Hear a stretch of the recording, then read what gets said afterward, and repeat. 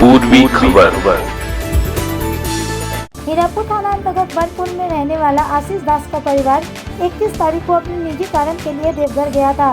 कल रात जब परिवार वापस आया तो उन्होंने देखा घर में चोरी हो चुकी है।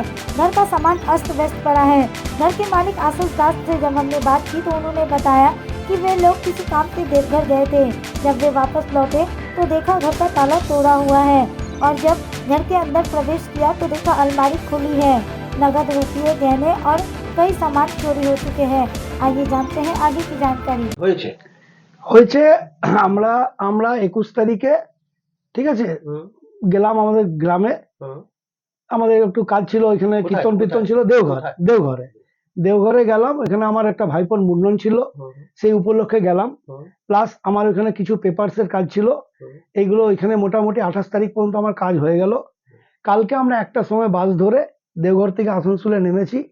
আসানসোলে নামার পরে আমরা বানপুর ঢুকেছি। বানপুর যেই আমি ঢুকেছি প্রথম গেটে তালা মেরেছি, যেমন ছিল তালা খুলেছি। মাঝের গেটে দুটো তালা ছিল, সেটাও আমার ছেলে এসে খুললো।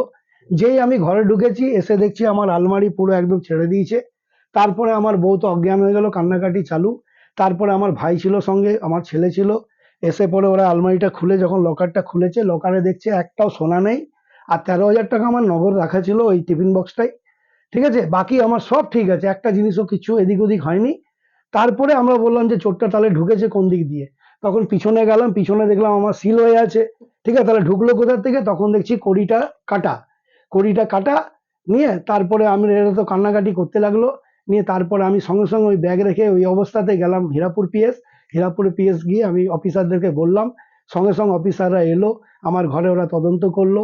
এমনকি আমার পাশের বাড়িতে ওরা 1 মাস ধরে নেই। ঠিক আছে, এখন ওদের কি পরিস্থিতি জানি না। পুলিশ পাঁচিলে চেপে ওদের ঘরেও দেখলো। দেখার পরে তারপরে আমাকে আবার পুলিশ অনেক কোঅপারেট করেছে। আবার রাত্রেবেলায় ডাকলো, নিয়ে ওখানে একটা কমপ্লেন আমি লিখিত দিলাম। লিখিত দিয়ে এখন পর্যন্ত ঘরে আছি। কত টাকার আপনার জিনিস ছিল? আমার মোটামুটি জিনিস ছিল ধরে নিন এখনকার ভ্যালুয়েশন হিসাবে 5.5 লাখ টাকা তো হবেই। কারণ একটা সীতাহার বুঝলেন, একটা চেন উইথ লকেট, ঠিক আছে, দুটো চুড়ি, ঠিক আছে, একটা আংটি, ঠিক আছে, আর আপনার দুটো কানের। ক্যাশ কত ছিল? ক্যাশ 13,000 টাকা ছিল। ব্যাস, আর কিছু কি? আর না আর আমার কিচ্ছু যায়নি, বাস যা গেছে সোনা আর ক্যাশ। কটা আলমারি ছিল আপনার? আলমারি দুটো, এই একটা পিছনে আছে। আচ্ছা, ওটাও খুলেছে? না, ওটা খুলেছে কিন্তু ওটা মানে লক ছিল না, আর ওর মধ্যে কিছু ছিল না, পুরনো কিছু কাপড় চোপড় আছে, ওটা ওরা ঘাটাঘুটি করেছে, ওটাতে কিছু পাইনি, বুঝলেন। আর এইটা তো কাপড়টা একটু উথল পুথল করেছে, ঠিক আছে। তো এই লকারের মধ্যে যা ছিল ক্যাশ আর সোনা এই লকারের মধ্যেই ছিল। যা করেছে লকার থেকে নিয়েছে, বাকি আমার কাপড় চোপড় দেখলাম সব ঠিক আছে। টিভি দেখুন, টিভি নিয়ে যায়নি, ওখানে আমার কাঁসা পিতলের বাসন আছে, ওগুলো কিচ্ছু হয়নি। এমনকি আমার রান্নাঘরটা খোলা, ওইটা আমি লক করেও যাইনি। রান্নাঘরে আমার কাঁসা পিতলের প্রচুর জিনিস আছে আমার মায়ের আমলের, ওইগুলো একটাও হাত দেয়নি। যা হয়েছে আমার সোনা আর ক্যাশ গেছে। আপনি কি সন্দেহ করছেন না কাউকে? সন্দেহ দেখুন সেরকম তো আমার কারোর সঙ্গে শত্রুতা নেই, আর আমি ওই টাইপের ছেলেও নাই। হ্যাঁ, আমি কারোর ঝুট ঝামেলা থাকি না, মারপিটও থাকি না। এবারে আমি সন্দেহ কাকে করবো বলুন?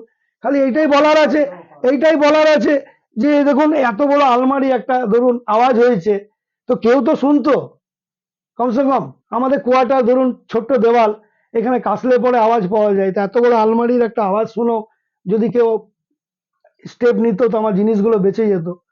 ঠিক আছে, আজকে তো কাল থেকে এই অবস্থা, আমাদের খাওয়া দাওয়া নাই, আমার বউ তো বারবার অজ্ঞান হয়ে যাচ্ছে, আমরা এই অবস্থায় আছি। আমার দিদি জামাইবাবুরা আসছে, চা জল খাওয়াচ্ছে, চলে যাচ্ছে।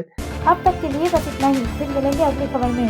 ऐसी और भी खबरों के लिए बने रहे हमारे साथ। देखते रहे पूर्वी खबर। हमारे चैनल को लाइक, शेयर, सब्सक्राइब करना ना भूलें और बेल आइकन को दबाना ना भूलें और देखते रहें पूर्वी खबर।